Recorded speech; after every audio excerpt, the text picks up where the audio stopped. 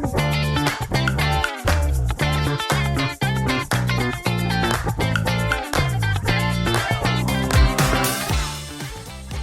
everybody, this is Jeremy Tiers from Tutor Collegiate Strategies, and you're about to check out the latest episode of the Mission Admissions Podcast, a show that's designed to help higher ed become better recruiters, communicators, marketers, and managers. Each week, I'll introduce you to an industry leader or difference maker who will share helpful advice, tips, and strategies that will help you grow professionally and personally. Mission Admissions is part of the Enrollify podcast network and is made possible by Gecko, an engagement platform that makes it easy for your team to deliver a better student experience. I'm excited to share my latest candid conversation, so let's get started. Hey everybody, it's Jeremy Tiers, and this is episode 4 of the Mission Admissions podcast. And while I've been fortunate to meet a lot of amazing people over 8 years who help students and families navigate the college search process, few are as passionate as Amanda Booth, who I have the pleasure of introducing to you today. Amanda is the Director of College Counseling for Wichita Collegiate School in Wichita, Kansas. That's a role she's been in for 4 years now. And prior to moving to the high school side, Amanda spent 13 years working in college admissions at multiple schools. Amanda also currently serves on the executive board as past president for GPAC. So welcome to the show, Amanda. Thanks for having me, Jeremy. So I was trying to remember, I feel like the first time we met, correct me if I'm wrong, was at the GPAC MOAC kind of like super conference, as they would call it, back in 2018 in Kansas City. Am I right with that? Gracious, that seems like a blast from the past, but that sounds about right. It would have been my first year serving GPAC as conference co-chair. Yeah, and I know you were, before we jumped on to record this, telling me that you were doing some professional development with GPAC last week and doing some conference planning. So just talk to me. I'm curious if this came up, and if it didn't, I'd still love to get your take on it. Talk to me about the state of college admissions in 2022. What do you think about it? That seems like a loaded question, Jeremy. To boil it down, I guess when I think through it, I'd say it's complicated. It's unpredictable. It's fast changing, more competitive than ever. I wish I had more positive things to say, but those are maybe the first few words that or phrases that come to mind when thinking about college admission in 2022. And are you hearing from students and families, either through the work you do at Wichita Collegiate or just through colleagues that you have conversations with, any sorts of, new challenges, if we want to call them that have either arisen because of the pandemic, or is it a lot of the, no, Jeremy, it's a bandwidth issue. It's a keeping up with all the changes like you just talked about, and not every school does it the same way. I mean, talk to us a little bit about that. The volume with test optional, Jeremy, I'm so glad so many schools have provided access and have rolled out test optional policies. On the flip side of that, it's created this why not movement. And so that is why I believe we're seeing on the other side of the desk the application numbers surging. And I work with high school students on a daily basis, and we talk through predictability or best fit, and we talk a lot about the why, and why is this school great for you? And at the end of the day, it's going to be their choice whether they elect to apply. And I see more and more students saying, well, I think I'm going to do that anyway. Why not? I'm gonna give that a shot and see if I get in. And I think that it can be helpful in many ways, but also toxic in many ways. So help me understand, when you say why not, are you referring to just students saying, hey, it doesn't hurt me, why not apply to more schools and just see what happens, because maybe I wouldn't have thought to apply to that school, and what have I got to lose? For example, if it's free and I'm doing the Common App, or if they don't require ACT or SAT scores because they're test optional, test blind, what it might be. Exactly. But what I think with that why not movement, there comes a mental anguish of when those rejections start to pile up. So I think there is a flip side to why not that creates more anxiety, and we're seeing mental health skyrocket in high schools right now, and that's not aiding. How do you provide emotional support to a student going through this process? I mean, what do you and your colleagues either, there on a daily basis, or again, when you're doing planning meetings with, for example, a consortium of college admissions professionals and high school professionals, what do you all talk about when it comes to like, how do we best emotionally support students through this process? I live by a policy that honesty is kind. And I want to hear students, I want to hear their families, I want to try to help them figure out what is going to be the best, it sounds cliche anymore, fit college or university, or honestly post-secondary pathway for them. And luckily we have a great social emotional counselor in my school, but I think empathy, leading with empathy and understanding, and building trust with your families to ensure that you're on their team, right? Yeah. How do you get the age-old question, I feel like, not only for you, for me, for anybody who deals with not only young people, but people in situations where they've never met before. How do you get somebody, especially a young person, just to trust you enough to say, I'm willing to be a little, I'll call it vulnerable, and open up to you about some of the fears, concerns, whatever it might be, that I have about what college or what life after high school might look like? That's a great question, and I wish I could eloquently provide an answer. However, I think it's just establishing a rapport and having a conversation and asking how their day's going, and what's going well this year and what's not going well this year, and just establishing that relationship. This is a relationship business, and I think when you establish relationships, trust comes. And you hit on empathy earlier, and it's something I find myself constantly speaking about many times already on this podcast, but especially when I do trainings for admissions professionals, which is you've got to get someone, I think, if they're going to trust you, to believe you're making it about them, and truly, to your point, trying to figure out what does this person need from me. And if I was talking to somebody right before this person, it may not be the same thing, right? That Exactly. that person needed from me. And I think that's such a valuable point. So what ultimately are you hearing most then? Just think back the last even 12 months, or if you want to go back farther, totally fine. What have you been getting in terms of like, boy, I get that question more than anything from students in particular about this process. What are the top two or three, Amanda? Will I get in? And behind that question is they won't reveal the anxiety that it brings them. What I try to help families and students understand that admission is not a validation of self-worth. So will I get in? I think that is the most, and I wish I had an answer. The unpredictability I mentioned in my opening question of what the landscape of 2022 is it's unpredictable. I wish I had a crystal ball that would give me the answer, but I often feel like I'm looking in a unpredictable crystal ball at this point, just because how hyper competitive this landscape and college admissions has become with the increased applications and quality applications.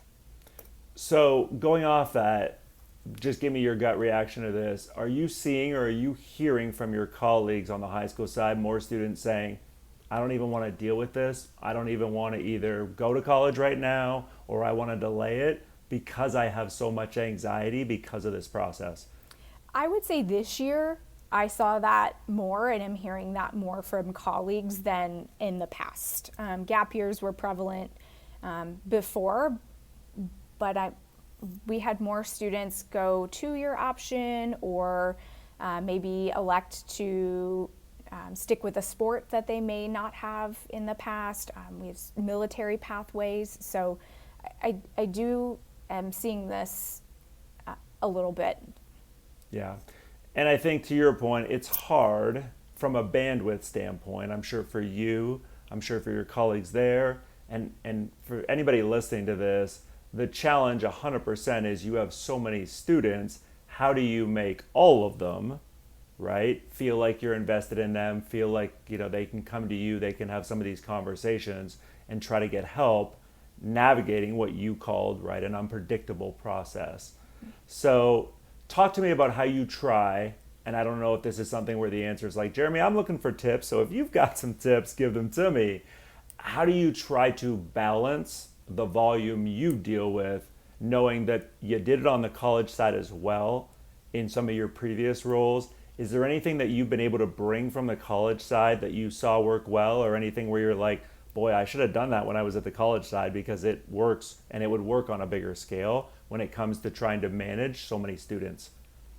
You know, I think education is maybe part of it. So we meet, I'm lucky to be in a private independent school where my caseload is not even comparable to what many of my colleagues face, national averages of over 400 students to one counselor. So I'd be remiss to say I'm fortunate as I counsel a small school or small population of students. But what I would say is education is offering programming to parents and students that is applicable, so you can provide that information at once or in multiple waves instead of trying to meet with every student individually to relay all of the information on one-on-one conversation. I don't think I've met a single higher ed professional that loved everything about their technology stack. Here's the honest truth. No CRM or SIS will be able to meet all of the needs of all of your team. And that's why I'm a huge fan of Gecko, a student engagement platform that offers customizable modules designed to complement your institution's CRM and SIS. Gecko offers plug-and-play modules that enable your team to deliver memorable student experiences at scale. Their chatbot and texting tools will empower your admissions team to engage with the highest quality prospects by serving as a front line of defense for prospects that have basic questions about the college admissions process. Gecko's event module makes it easy to create awesome online and in-person event experiences one time and then duplicate them throughout the year with just a couple of clicks. Their call center is also an industry leader. No more splitting call lists into a dozen Excel files, scrolling through data to find who you need to call next, or having to manually record who picked up and who didn't. Oh, and did I mention that everything integrates seamlessly into your CRM and SIS? Because it does. So if you're a Slate school, for example, you'll see all of that sweet interaction data in your student's timeline. If you want to level up how you engage with prospective students, but you don't want to disrupt your processes, rip out all your tech, or start a new CRM procurement process, you need to check Gecko out. You can learn more about their offerings at geckoengage.com/Enrollify. And be sure to tell them that Jeremy and the Enrollify team sent you their way. Are you seeing that education being most successful, and maybe it's a combination of all of these, so tell me your thoughts. Is it, Jeremy, the website needs to be better. Jeremy, we need more virtual programming. Jeremy, they need to come into the high school in a different way than the way they're doing it now. Jeremy, it's all the above. Give me your thought on that. Yeah, I think virtual world is a blessing because there's so many online resources students can hop on and take a campus tour or do a student chat or jump on with an admissions counselor, so it's a blessing. However, I'm not really seeing my students take advantage of it. Why do you think that is? Zoom fatigue, online fatigue. And I wish I could say the answer was please come to my school because they're going to turn out in groves in that traditional high school visit. However, that isn't seemingly the ticket right now either. However, the high school visit is very important and I don't want to see it die. I think when I was on the college side, something that I've observed maybe now that I'm on the high school side is I was used to creating so much urgency. I need this. It was about my process and you need to respond to this email and you need to do this for me because that's going to give me the best chance to enroll you or have a chance to enroll you. And when I came to the high school side, I walked in with the same sense of urgency. Well, you need to be in here. You need to be meeting. Why aren't you doing this? And when I am trying to reduce anxiety in every conversation, and when every college and university is saying, I need this now, there comes a point when they start shutting it all out. And they only start paying attention to a text message that says, hey, check your portal. Or after they've been applied and admitted. I mean, think about us as professionals and as adults. Our inboxes are cluttered. Think about high school students trying to navigate inboxes and social media and all the noise around them. Yeah, and I wonder, this is kind of my 2 cents, and I'd love to know if you agree or disagree, but back to Zoom fatigue. There's no doubt it's harder to pay attention when you're staring at a screen. But I wonder how much of that, especially if we're watching something that's live, for example, right?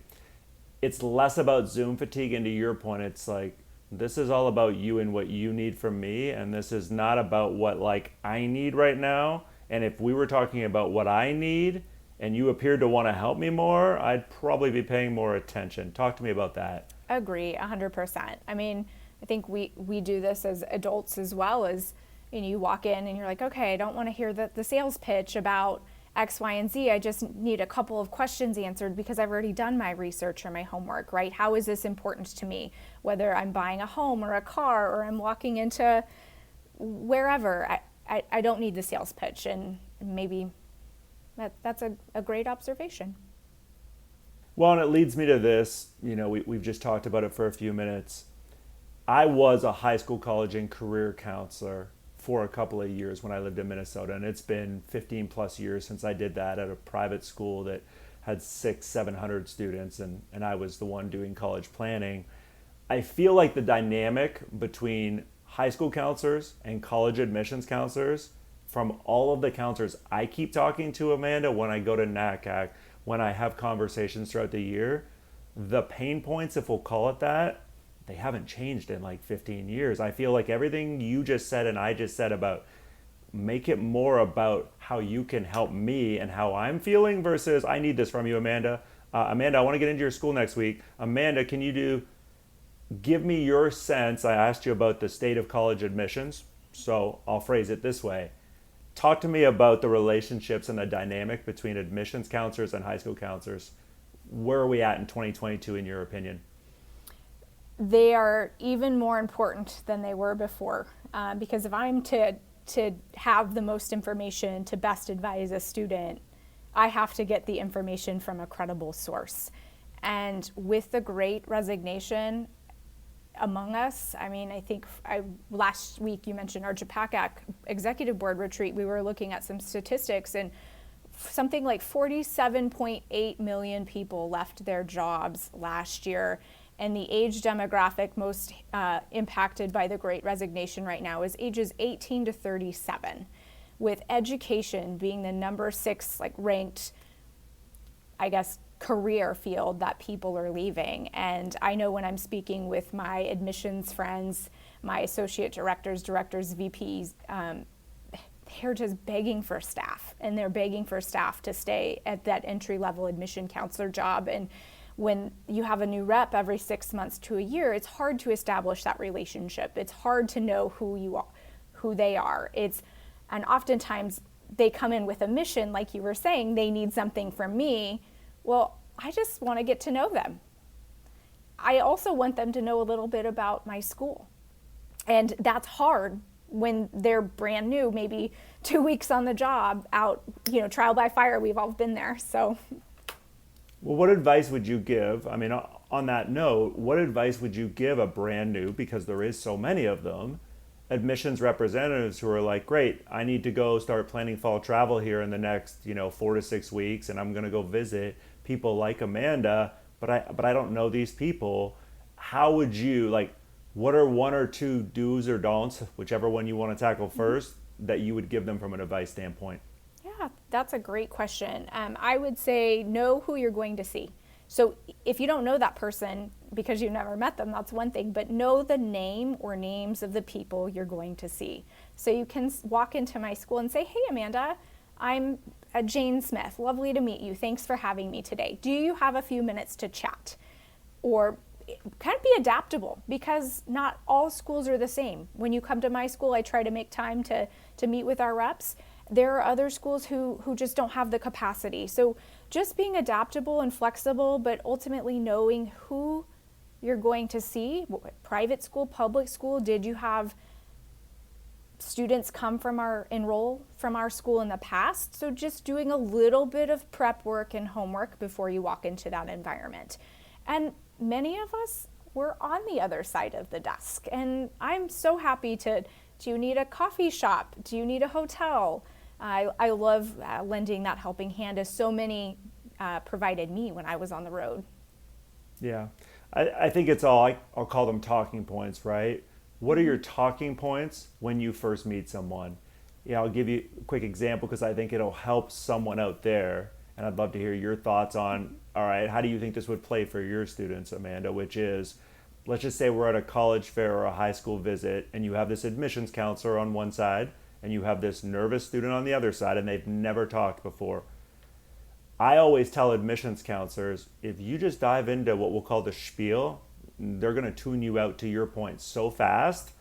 What you need to do is not talk about your school at all unless they bring it up, and just get them comfortable enough to tell you who they are, how they're feeling, what they think they know and don't know, and what they think they want and don't want. Do you feel like an approach like that not only works with your students, or would work, but would be successful with your typical high school student? Absolutely. Tell me about yourself. Lots of open-ended questions. It's amazing what you can learn from open-ended questions. What are you interested in studying? What's on your priority list? Tell me a little bit about what you do in school. And it's amazing what you can learn in 3 or 4 open-ended questions from a high school student that then you can, have a conversation with them about. Yeah. Well, to your point, it's about building a relationship and establishing trust. And so if you're listening to this and you're going to go on the road this fall for the first time, or you have been on the road and it's not working in terms of your numbers or developing the relationships, I really hope what you're hearing Amanda and I talk about so far is helpful to you. Just slow down and worry less about, I need to give them all this information. No, you just need to get them to pay attention long enough to want to talk to you more and be willing to share information or things that they think they want or things that they think they know or don't know, so that you can start to fill in blanks. What kind of communication then? We talked about education earlier. Staying on the same note, Amanda, with the relationship between high school counselors and college counselors. What kind of communication? I know a lot of counselors will do newsletters that we'll send Amanda every month.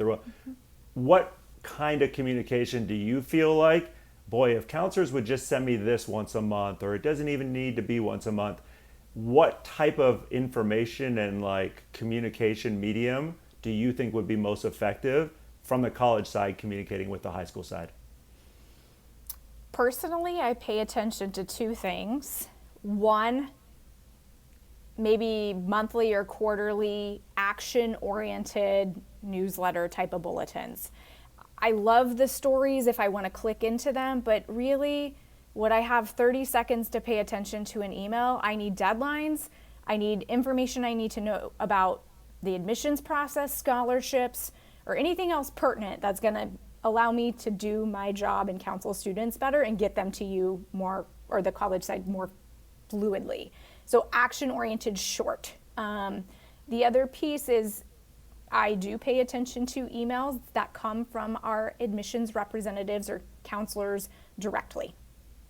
So if it comes from Jane Smith instead of the admissions email, I'm likely to open it because, oh, hey, are they scheduling a visit? Is there follow-up? Or, hey, I'm just trying to establish a relationship with that person as well. And I think it goes back to our previous conversation is, when you're coming to our schools, you're trying to establish a relationship with us, but we're actually trying to establish a relationship with the people visiting us too. And so I want to make sure I'm not missing anything there. Hey, all, Zach here from Enrollify. If you like this podcast, chances are you'll like other Enrollify shows too. Our podcast network is growing by the month, and we've got a plethora of marketing, admissions, and higher ed technology shows that are jam-packed with stories, ideas, and frameworks that are all designed to empower you to become a better higher ed professional. Our shows feature a selection of the industry's best as your hosts. Learn from Mickey Baines, Jeremy Tiers, Jaime Hunt, Corynn Myers, Jaime Gleason, and many, many more. You can learn more about the Enrollify Podcast Network at podcasts.enrollify.org. Our shows help higher ed marketers and admissions professionals find their next big idea. Find yours at podcasts.enrollify.org.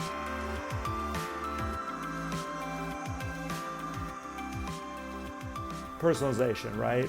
Absolutely. It's just another way for what you just described. And I would argue anytime you're building relationships with anybody, young person, parent, whatever it might be, personalization is usually a way to get somebody's attention, especially if you obviously have never spoken with that person before. Back to education, I want to hit on one more thing that you got me thinking about earlier.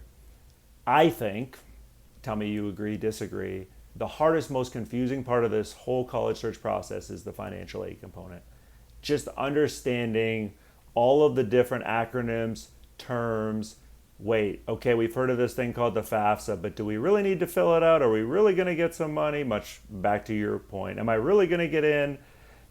What kind of tips are you giving, or what kind of tips have you seen work that really get people, and this could be prospective students, this could be their families or parents, to say, I know this is hard, I know this is scary and confusing, but like the way you're explaining it, this is actually resonating with me, or this is getting me to pay attention more.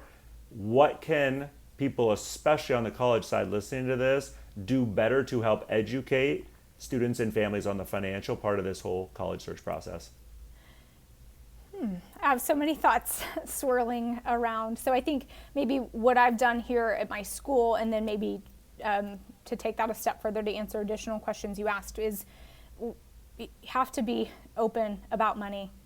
We, in our parent information evenings, I educate and encourage them to start looking at their budget now, as early as freshman year, and having an open and honest conversation with their student about what this budget for college looks like, especially in the time that we live in, where $300,000 for an undergraduate 4-year degree is pretty much the normal these days. I was very fortunate, it didn't feel fortunate at the time, to work for a couple of great leaders who actually expected us as admissions officers to walk through individualized award letters with students and families to ensure that they understood what they were receiving and why, and what that meant in the future. And it wasn't fun at the time, but once you become familiar and fluid, you can make all the difference explaining that process to students. It's very frustrating, especially when I'm working with a student and they have questions, and I am fortunate to be able to walk through the award letter, but is when we call and then we're sent to a financial aid office, and then we're on hold and we're on hold and we're on hold, and it just becomes an even more frustrating process.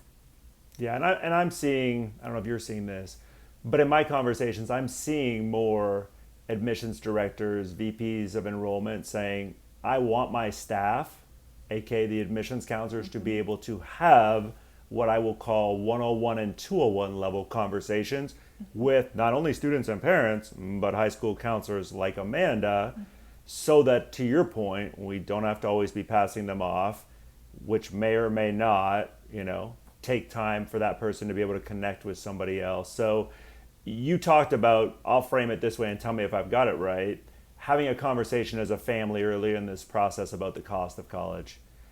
I believe that is so valuable, and honestly, from an educational side, one of the biggest missing links when it comes to financial aid, meaning so many students and families go through this process, and this concept of whenever we choose whatever we're going to do, 2-year, 4-year, private, public, none of that matters. How are we going to pay for it when whatever we have to pay comes due? And I feel like if in junior high, if in freshman year and sophomore year, to your point, high school counselors, college admissions counselors could more be on the same page about just educating and not educating to the point where we're like vomiting information, but just educating. Give me some thoughts on any of that. Absolutely. Money doesn't grow on trees, as much as I would love it to as well. And again, I alluded to the staggering cost of colleges right now. It's what's everyone's role and responsibility, and what is the budget, and who's responsible for what? And is this a 4-year budget, or is this an 8 or 12-year budget? Parents, if you're listening, please have this conversation with your students, because it's so disheartening on the high school side when you get to the end of the process and it's between school A and school B, and school A is the dream school that we've been talking about forever, and then all of a sudden it just doesn't work because we didn't do our homework in advance. Not because the gap wasn't met or whatever the case may be, is because of the preliminary homework and that conversation was missing. How do you encourage your students to have that conversation, knowing, I would think, I come from a family where both my parents were college educated. I would think, and maybe I'm making the wrong assumption, it would be a little more top of mind, for example, for a lot of parents who have been through the process. How do you advise either a first generation student then to not only start that conversation with their parents if their parents don't start it with them, but to be able to say, well, if I can't get my parents to start it, I gotta hopefully feel like there's at least somebody at one of these schools who's been trying to get my attention, that maybe I can go have that conversation with them. It's hard. It's hard and it's uncomfortable, but I think when you talk about something more, it becomes more normal. And I just use humor sometimes. I know it's really hard talking to your parents about money, but it's a part of our education process of, hey, you need to have this conversation. And yeah. I know it's uncomfortable and it feels odd asking your parents about money, but ultimately this is a two-way street, and you have to do this to make this process successful. Are you getting more conversations or questions from parents the last 2 or 3 years than ever before, or is it at the same level as it was when you first came in? No, heightened for sure. And I think there's a shrinking middle right now in cost and aid, and scholarships are becoming more prevalent just because, or conversations, I would say, about scholarships and aid are becoming more prevalent just because the cost is rising and where our economy is right now. So if students want to know, Amanda, am I going to get in? What are the top 1 or 2 things that parents are consistently asking you? That's a great question. Similar concerns. Will they get in? Will they get in? What benefit is to this institution for my student? Yeah. And I feel like it's hard, right? Because you can't guarantee them they're going to get in. Mm-mm. If I'm an admissions counselor at that school that happens to be a part of the conversation, I can't guarantee them that either, right? So how do you encourage a student to say, kind of back to this why not movement that you referenced earlier, listen, if all it's going to take is a little bit more time potentially for you to, finish out another application, or quite honestly, check another box potentially on something like the Common App, to say, this is a school I might not have considered because of the cost, distance from home, whatever it might be, but what have I got to lose? Or do you feel like, Jeremy, I don't even know if I'd advise them that way, because again, we're back to this idea of adding more anxiety, the more schools that ultimately get added to the list. I think it's about building a well-rounded list to begin with, and not putting eggs in a basket that may or may not come. And so that is what we work with students on, is you have to have options that you are excited about. Every school on your application list, you need to be excited about going to. And what does a well-rounded list look like though, Amanda? That's a great question, especially in today's climate. We want to make sure that students are admitted and that they have opportunities that they're going to be excited about on that campus, whether that be a major, maybe that be a location, that's research, that's Greek life. We talk a lot about what values mean in the college search, and does it check everything you're seeking for on your personal values list? And hey, is there an option for you to get in? So we are looking at selectivity when we're helping students build well-rounded college lists. Talk to us more about personal values. I'm curious, just anything you can add from a context standpoint as to what students are telling you when it comes to that particular subject. Absolutely. So we often ask, what's important to you? And usually high school students, it's similar: family, friends, faith, extracurricular involvement. And so, well, how does that equate to the college search process? Well, if your family is important to you, do you want to be within an hour? Do you want to be within a 3-hour drive? Do you have family in Boston? So you're going to look at schools in Boston. So taking those values and how that plays out for you personally in this process to help shape a list. So if faith is important, how can you continue to grow in your faith? Is there a temple or a mosque or worship groups or a prevalent, maybe a faith-based institution that you're seeking? What does that look and feel like for each individual student? And start there. To me, it all goes back to your point, and I talked about this on the last podcast episode with my guest. You have to ask better questions a lot of times, right? And that's you, that's me, that's an admissions counselor, that's a tour guide. I feel like during visits, too often, this notion of, well, it's a canned question that they've heard 15 times before. I think so many students, or all of us, quite honestly, Amanda, tell me if you agree, we just get, so used to saying the same thing over and over when we hear the same questions over and over. Do you agree with that? Absolutely. It's a canned, you ask a canned question, you're going to get a canned response. I think my students laugh. They hear, tell me more. Tell me more. They get tired of Mrs. Booth's questions. What's on that note, any questions that just are top of mind for you where you're like, wow, like students tell me when college admissions counselors ask that, like that got my attention, or that made me feel good, or wow, I saw this get asked in a situation with one of my students and it led to a great conversation? I would say what comes to mind is probably what not to ask.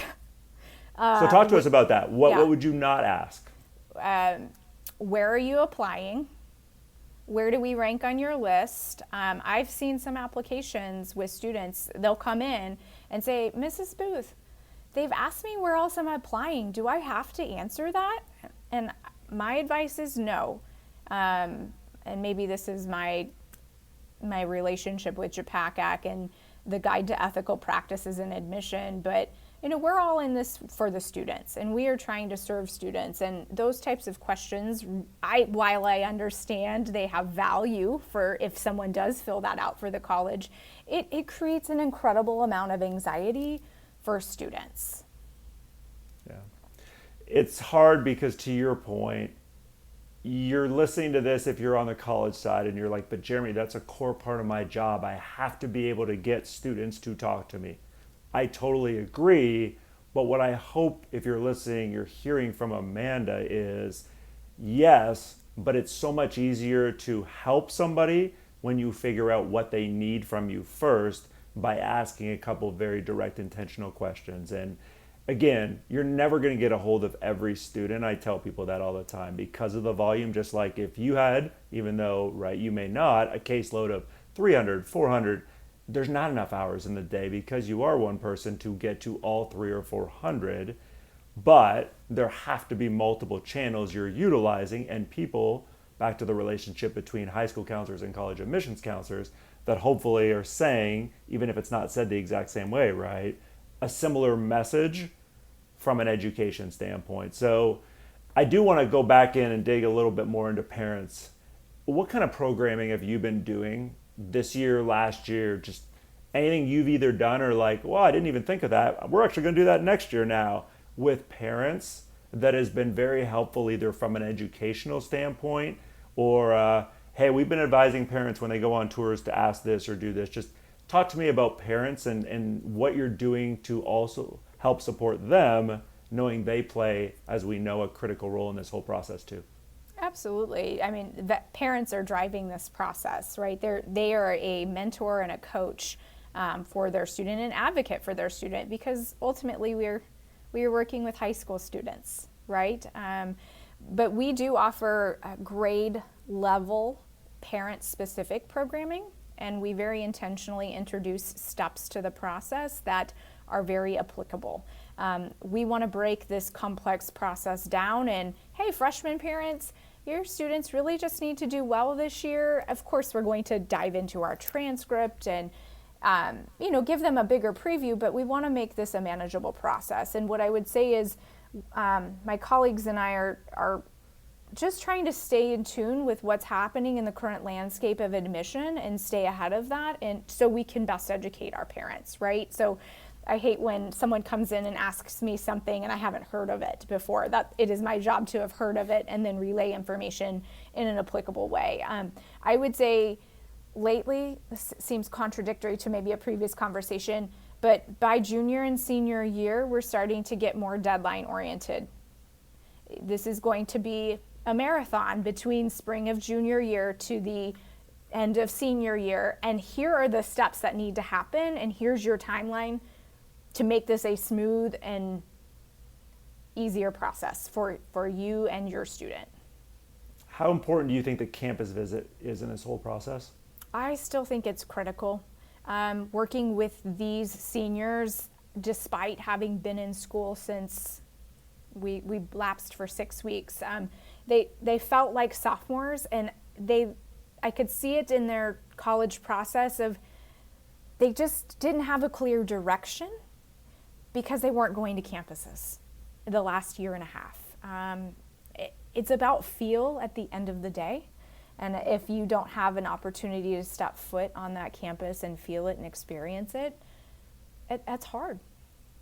And do you think a lot of the issue goes back to lack of understanding about the process and the steps, or is it equally just as, Jeremy, it's not that if I'm a student, I don't want to go visit some of these schools, but like I don't have a car, I don't have a license, my parents have to work, how much of it is kind of one versus the other, or maybe something completely different? I think all of the above. I think coming off of COVID as well, with travel being limited, it's opening more, but it still doesn't mean we're past a pandemic. I think resources, I think time, all of it comes into play. So doing homework in advance, the reps visiting our schools, using resources virtually and online, is critical to help build that list and then maybe pick and choose if and when the time's right to go visit campuses. Are you seeing, real quick, Amanda, more students this year or last year, and maybe it's pandemic related, maybe it's not, but saying, I'm going to wait to see where I get in and then I'm going to do visits after where I get in, versus obviously it was very common up until a few years ago, you do a lot more of those visits junior year, between junior and senior year? Yes, I'm hearing more of that, of we're going to wait. I've maybe visited 1 or 2 campuses. I have an idea of what this experience is like now. I'm going to see what it comes down to and maybe visit in the spring after I see if I've been admitted or see my aid package and then make that visit. So for those of you listening who really are encouraging students to visit this summer, which again, we both agree, I think, Amanda, the visit is super important, especially understanding, again, from a feel standpoint. But ultimately, if students, after repeated attempts, are choosing not to visit, I would really encourage you to try to figure out why that is. And to Amanda's point, because they visited a couple of schools and they don't feel like there's anything that amazing that they're going to see at your campus that's going to be that different, or they just need to know more information about your school, your program, or some other thing that they're interested in before they're willing to come and visit. So, Jeremy, that's an interesting point. It's an investment in time and money. And time is precious and everyone is busy, and it's a very good observation.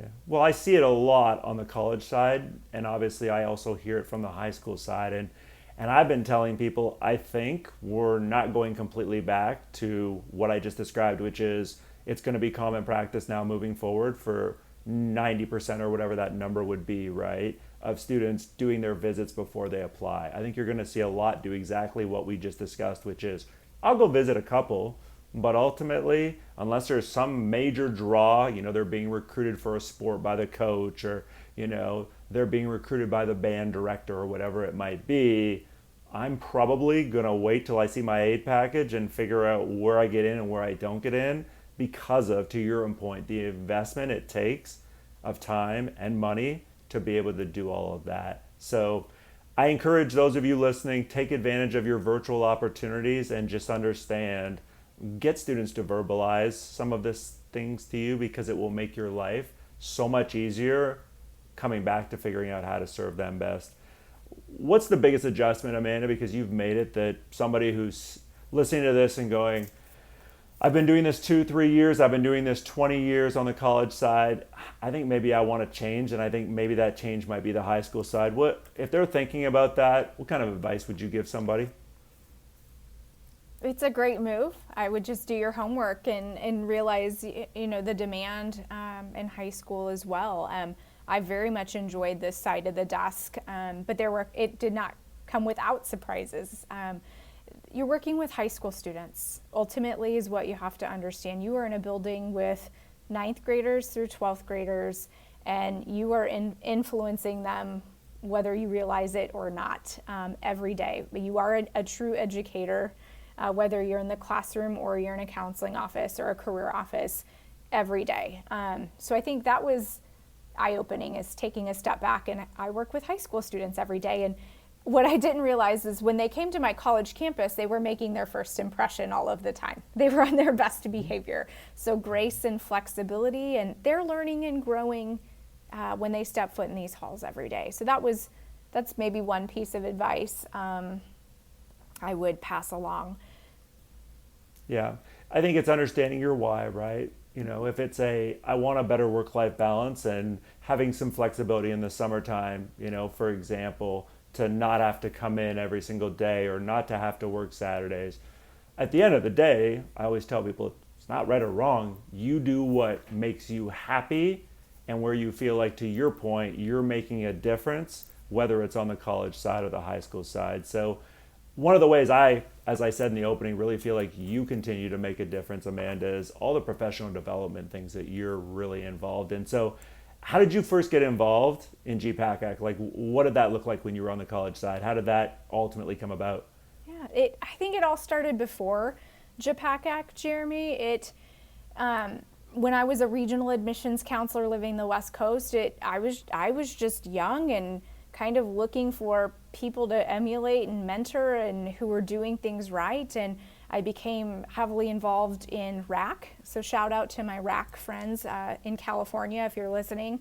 And I was invited to co-found the ROAR group in the Rockies. And so I just found a value in being in a network of people who had shared experience and learning from there. And it was actually my predecessor here at Collegiate who saw a strength in me. I served their collegiate on the high school side, or in the college side, for a while, and got a phone call and saying, hey, I know you're really great at planning events. I've been to a few of your events that you've hosted. So someone saw a skill and a strength in me, and that's how I was invited to the JPACAC Executive Board to plan conference. And then others believed in me, and I took a leap and joined the president cycle. And I continue to value professional development because we're all learning and growing together.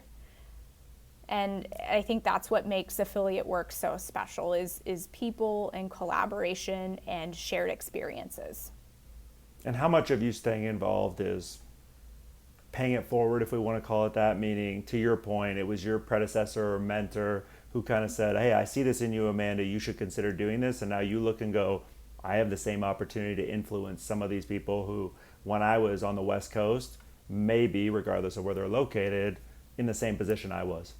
It's absolutely my day-to-day. That's why I continue to serve. Is this was a job for me, and it has become a career because of so many people along the way. And that's exactly what I hope to continue to give back, and that's why I serve. I stick with it. If you're new to the profession, admissions counselors, it takes 3 years before you get to a place where you feel like it feels rewarding. Just stick with it, and it can be such a rewarding experience. And say yes get involved in whether it be a regional organization or an affiliate or an ASCA or Axis or whatever the case may be.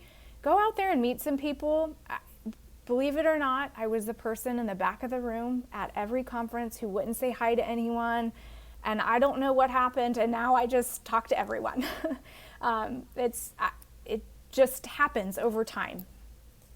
Well, and again, I don't want to put words in your mouth, but I feel like for a lot of people who describe similar situations to what you did to me, when I do one-on-one meetings with people, I didn't necessarily believe it in myself sometimes, and then it just took one situation, right, where, I don't know, even if I didn't realize at the time, I did it, and I figured out, wow, like I just made a difference, or someone just thanked me for something that like was super helpful or impactful for them. I think sometimes that's all we all need, right? To kickstart us to say, well, gosh, I want to do more of that. Yep, it's recognizing strengths in others and letting them know when they're good at certain aspects of who they are, or kindness, or their career or job, and sharing that on and passing that on. Yeah. If you're a leader listening to this, I cannot encourage you enough, whether you're on the high school side, the college side, or just you're not even in higher ed and you're listening to this, please, please, please that's the word I'll use, make time to tell the people you manage when they make a difference. Because I truly believe I don't see enough of that happening. And I base that on the fact of how many times I hear staff in one-on-ones tell me, Jeremy, you want to know why I'm, back to the great resignation, considering leaving or making a change? I just don't feel valued. I don't feel like my work, right, is being either recognized or I'm getting the support I need. And sometimes, to your point, it's just a little, hey, Amanda, great job. Listen, that was amazing what you did last week, and I know it really helped Jeremy. Or, hey, Amanda, I don't even know if you realized it last week, but like the way you presented it made such an impression on the rest of the staff. Now I think, like you said, sometimes you don't know what you don't know because somebody who's involved doesn't give you that context, and yet it's super important, right? Absolutely. I read an article recently to build on this conversation is it's important to have mentors who are older and younger. Yeah, I agree 110%. And you know, I tell people all the time, and Amanda, I'm guessing you do the same. If I can ever help you with something, please let me know, right? Because I enjoy that mentorship, much like you and I have enough context for each other and have known each other long enough. I know how much you enjoy that too, to your point of you staying involved. And so when you have those mentors, yeah, please, please, please understand it's important to have both sides of the equation because they can give you value from different lenses. So, well, Amanda, I end every podcast with a couple of things, one of which is a signature question that I always ask. So I'd love to get your answer to this. Give me one piece of advice that somebody's given you at any point in your life that has really stuck. I think believe in yourself. Last thing we're going to do is what I call fun rapid fire. So I'm just about to give you 4 or 5 things, and I just want some really quick answers from you, okay? Okay. Favorite college campus you've ever visited? First thing that pops in your brain. Come on. Oh, it's so scrambled right now. I like to think. Next question. Give me 1 or 2. Most underrated movie of all time? Underrated movie? Maybe Dodgeball. Fun fact that most people don't know about you? I'm an avid golfer. Which leads me to my last one. Better putter in the Booth household, you or your husband, Mike? Oh, this one kills me, Jeremy, because I like to win, and it's not me. I really appreciate you taking some time with us today. If anybody listening does want to reach out to you, Amanda, what's the best way to connect with you? Absolutely. A Booth at WCSKS.com. Amanda, I appreciate your time. Thanks, Jeremy. It's been fun. Hey, all, Zach here from Enrollify. I hope you enjoyed this episode of Mission Admissions with Jeremy Tiers. If you like this episode, do us a huge favor and hit that follow and subscribe button below. Furthermore, if you've got just 2 minutes to spare, we would greatly appreciate you leaving a rating and a review of this show on Apple Podcasts. Our podcast network is growing by the month, and we've got a plethora of marketing, admissions, and higher ed technology shows that are jam-packed with stories, ideas, and frameworks that are all designed to empower you to become a better higher ed professional. But Enrollify is far more than just a podcast network. Enrollify is where higher ed comes to learn new marketing skills, discover new products and services, and find their next job. We're a growing learning community of 4,000 members, and we'd love to welcome you into the fold. You can access our free blog articles, newsletters, e-courses, and more, or purchase our master course on how to market a university with Terry Flannery at Enrollify.org. We look forward to meeting you soon and welcoming you into the community. Again, you can subscribe for free at Enrollify.org.